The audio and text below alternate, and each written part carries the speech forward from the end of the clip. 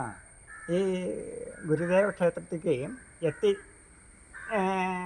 വരാൻ വേണ്ടിയുള്ള വഴി അരീക്കോട് വഴി വരുവാണെങ്കിൽ അരീക്കോട്ടിൽ നിന്ന് ചൂളാട്ടിപ്പാറയിലേക്ക് പിന്നെ ഒതായി റോഡ് ചൂളാട്ടിപ്പാറ 8 കിലോമീറ്ററാണ് അരീക്കോട്ടിൽ നിന്ന്. അതേമാതിരി തന്നെ ഇടവണ്ണയിൽ നിന്ന്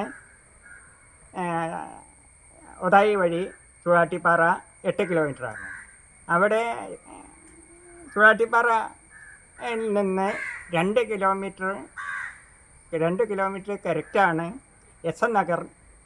ഈ വേഴക്കോട് എസ് എൻ നഗറിലാണ് ഈ ക്ഷേത്രം സ്ഥിതി ചെയ്യുന്നത്. അങ്ങനെ എത്തിപ്പോയി അവിടുന്ന് ചൂളാട്ടിപ്പാറയിൽ നിന്ന് ഏത് സമയത്തും ഓട്ടോ വിളിച്ചാൽ കിട്ടും. ബസ്സും ഒരു 4 പ്രാവശ്യം ബസ്സുമുണ്ട്. അങ്ങനെ ഒരു കുഗ്രാമമാണ്. ചെക്കുന്ന് മലയുടെ അടിവാരത്താണ് ഈ ക്ഷേത്രം. മനോഹരമായ കാഴ്ചകളും കാറ്റും വെളിച്ചം എല്ലാം ഉള്ള പ്രകൃതി സൗന്ദര്യമായ ഒരു സ്ഥലം തന്നെയാണ് ഈ ചെക്കുന്ന് മലയുടെ അടിവാരം ചെക്കുന്നും എന്നുള്ളതും വളരെ സന്തോഷകരമായിട്ടുള്ള ഒരു കാര്യമാണ്.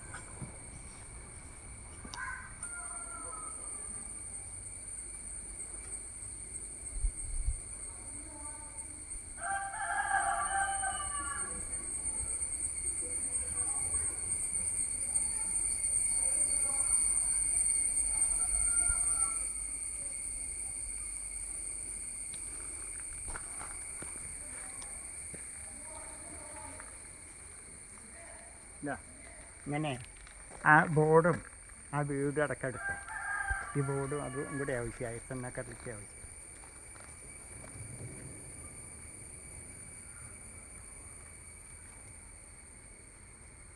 വീട് പെട്ടോട്ടെ.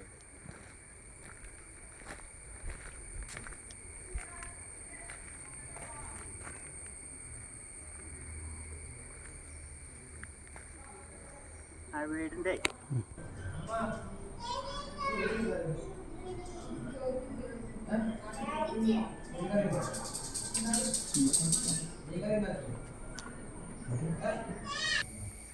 നമ്മുടെ മലപ്പുറം ജില്ലയിൽ ഉറങ്ങാട്ടിരി ഗ്രാമപഞ്ചായത്തിൽ വേഴക്കോട് 5-ാം വാർഡിൽ നമ്മുടെ ചെക്കുന്നിൻ്റെ താഴ്വാരത്ത് വളരെ മനോഹരമായ ഒരു ശ്രീനാരായണ ഗുരു ദേവക്ഷേത്രം ഉണ്ട്. ആ ക്ഷേത്രം നിർമ്മിച്ചത് ശ്രീ ബഹുമാനപ്പെട്ട ഗാന്ധിയൻ കുന്നത്ത് പരമേശ്വരനാണ്.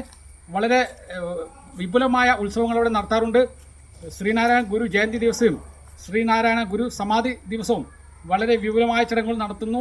അവിടെ പൂജയും വഴിപാടുകളും എല്ലാ കാര്യങ്ങളുമുണ്ട്.